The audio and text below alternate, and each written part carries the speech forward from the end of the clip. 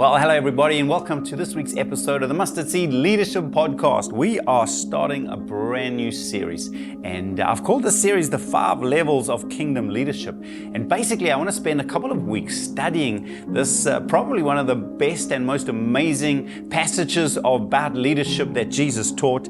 And my goal is to present these 5 levels of what I believe are kingdom leadership that Jesus taught, and how we move from one level to the next. But before we get to that, Jesus actually had this incredible encounter first with 2 of the disciples and then with all of the disciples. And almost before he got to the 5 levels of kingdom leadership that he describes, he first highlights 4 of the big tests of leadership. And so before we get to the 5 levels of leadership, I want to actually take a couple of sessions to talk about these 4 tests of leadership. We've got to pass these tests if we want to actually move into greater levels of leadership. So I'm not going to read the whole passage. It's in Matthew 20. It's a well-known passage, but just the 4 verses that I want to start with today. In verse 20, it says that the mother of Zebedee's sons came to Jesus with her sons, and kneeling down, asked a favor of him. "What is it you want?" Jesus asked. And she said, "Grant that one of these 2 sons of mine may sit at your right and the other at your left in your kingdom." "You don't know what you're asking," Jesus said to them. "Can you drink the cup I am going to drink?" "We can," they answered. Jesus said to them, "You will indeed drink from my cup, but to sit at my right or left is not for me to grant. These places belong to those for whom they have been prepared by my Father." When the 10 heard about this, they were indignant with the 2 brothers. So let's dive right into it. The test I want to talk about today, first test of leadership for all of us.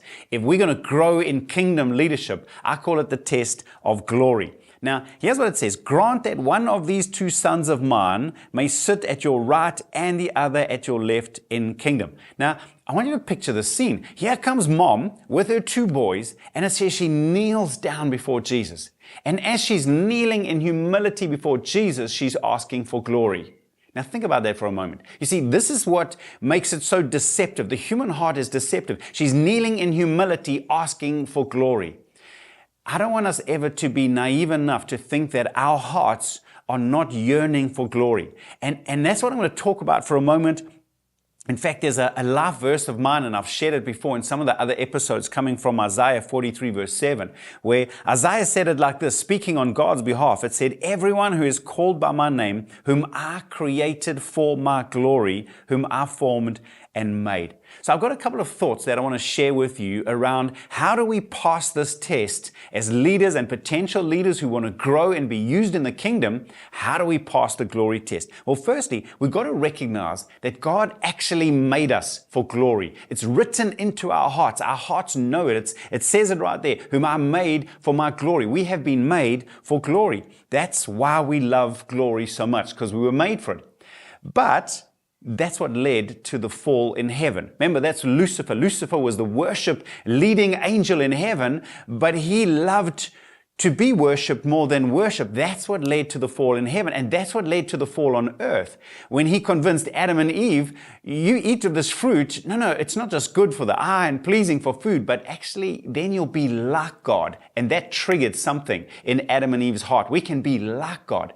Glory is a dangerous thing, but our hearts yearn for it because we've been made for it. The second thing to really ponder then is the fact that it says we've been made for His glory. Now, once again, I've spoken about this before, but for me, this was such a revelation moment to understand the difference between being a glory reflector and a glory absorber. We were created for glory, but we were created for His glory. In other words, we were created to reflect the glory of God. That's it, not absorb. Absorbing glory means we take it as if it's ours. We believe we own that glory is ours. That's what makes glory so dangerous. The very purpose of our lives is to maximize the reflection of God's glory on earth. Now, one of the most amazing prayers I believe Jesus ever prayed, and my mind boggles when I think about it. In John 17 verse 1, after Jesus said this, he looked towards heaven and he prayed, "Father, the hour has come, glorify your Son, that your Son may glorify you." Isn't that amazing? He actually prayed, "Lord, pour glory on me, so that I can glorify you. And and that's what the Father did. Here's another example in 2 Peter 1:17. It says, He, Jesus, received honor and glory from God the Father when the voice came to him from the majestic glory, saying, This is my Son whom I love, with him I'm well pleased. So that's what God did. God wanted to pour out glory on Jesus because he knew Jesus would reflect glory back to him.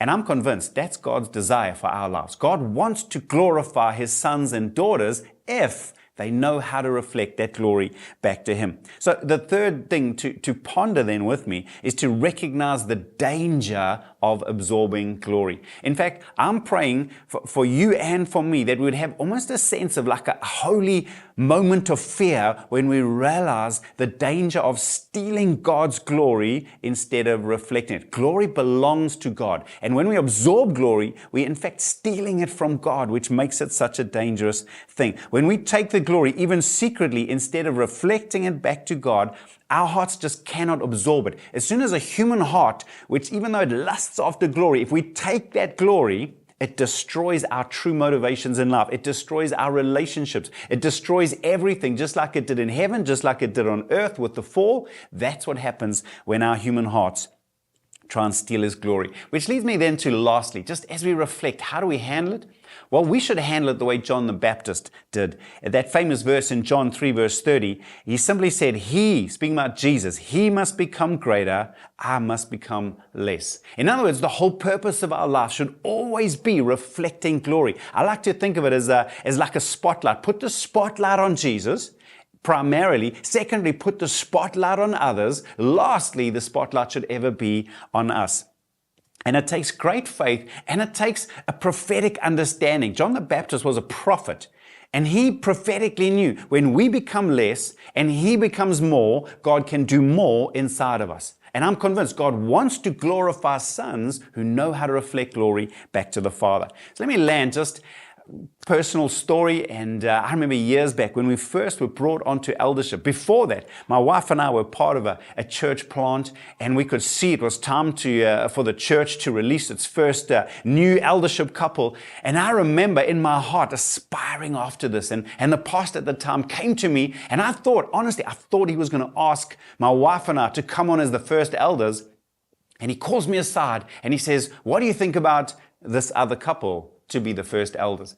And, on the outside, I gave my thumbs up. I think that would be great. But in that moment, something inside of me, I was broken on the inside.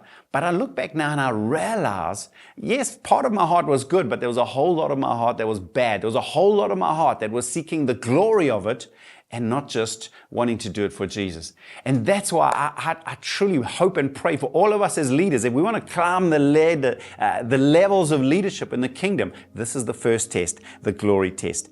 And so let me leave you with a couple of questions quickly. Number one, have you faced this leadership test of the pursuit of personal glory? Be honest, think about it. I'm sure all of us have. What did it look like for you? Secondly, when you reflect back on your life and leadership, how well do you handle glory? When people praise you, do you reflect it back to God or absorb it? Or do you secretly pursue it? When someone else, do you get upset if other people receive glory that you thought might have been yours? And then thirdly, what can you do differently to ensure that you pass this leadership test so that you can grow to the next level of leadership? First test of leadership, the glory test. Can we be reflectors and not absorbers? I pray that we can, so that we continue growing our leadership. I hope that helps. Next week, we're going to look at the second test of leadership. Until then, God bless and bye for now.